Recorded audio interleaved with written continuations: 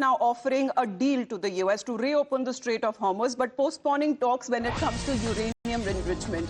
Iran has now given US a new proposal to reopen the Strait of Hormuz and to end the war, with nuclear negotiations being postponed for a later stage. According to the US officials and two sources, what is now being said as far as the knowledge that is now being shared, the talks, however, this is something that President Trump called off on part of the delegation which was supposed to leave for Islamabad, saying that there is no point in traveling for over 17, 18 hours. But as far as Iran is concerned, they know their numbers as far as the leadership of US is concerned, and we're just a call away, because till the time Iran does not agree to their terms and conditions, they say, as far as President Trump is concerned, no point in holding talks when there is going to be a stalemate.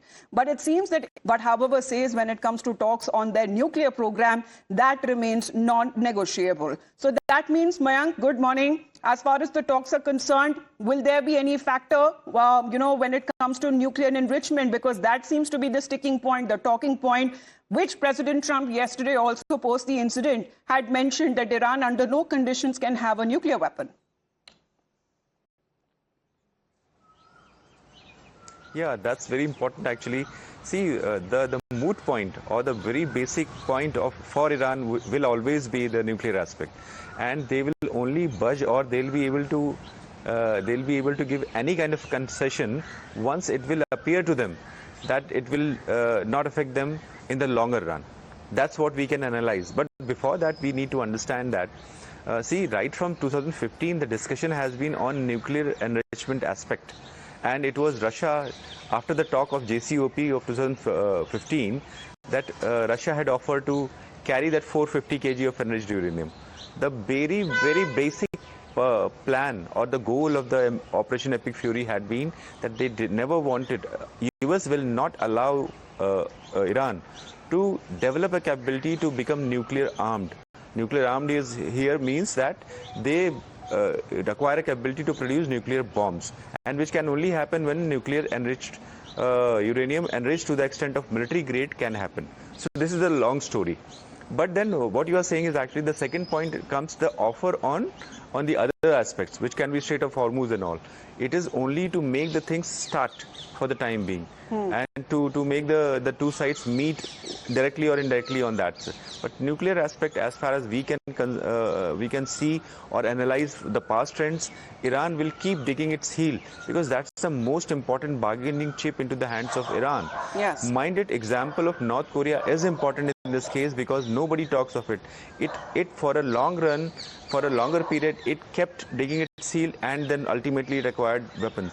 In this case, since Iran doesn't have, it is in the process to acquire yes, but that seems to be the very contentious point there, because as far as the Iranian leadership, at least in the last 24 hours alone, Al-Aqchi has been to Islamabad, but denied having any direct talks with the United States or their delegations. And this is something that the US president, however, seems to say that there is no point in traveling for 17, 18 hours when the talks are going to result in another stalemate. Please to stay on with us, Mayank, because when we talk about the tensions between Iran and the United States that seem to be deepening further, Iran once again has ruled out any possibility of any nuclear negotiations with Washington. And this is coming after Ibrahim Azizi, who is the head of Iran's parliament, the National Security and the Foreign Policy Committee, saying that Tehran will not be holding talks with the US, and deadlock over Iran's nuclear program that continues.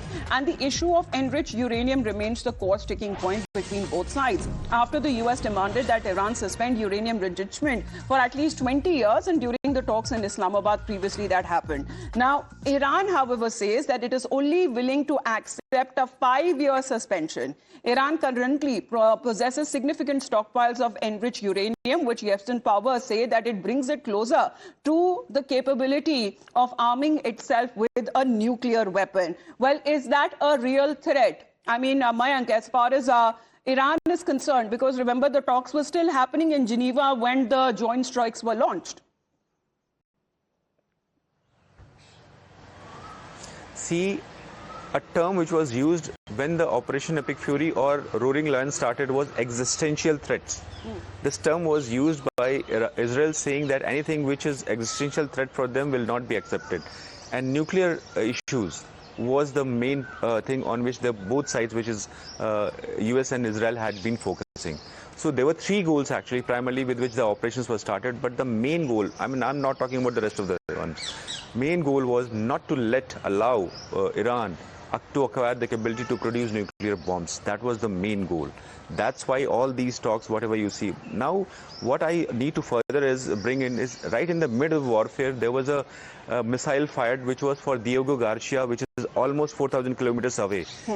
Why am I bringing this for the viewers is actually to make viewers understand that Iran has capability in terms of its missile and its drone, that they can send the payload to a larger distance. And in this case, that could reach Israel easily. So existential threat comes there. That's why this entire but that's the objective, which is mainly different. As far as Israel is concerned, you talked about as far as his existential crisis concerned, and of course when it comes to the Iranian proxies. But for the United States, did Iran in the first place pose any direct threat? Because that is something that as far as the popularity points of President Trump seems to be now slipping, as far as his own supporters now seems to be questioning him on this very objective.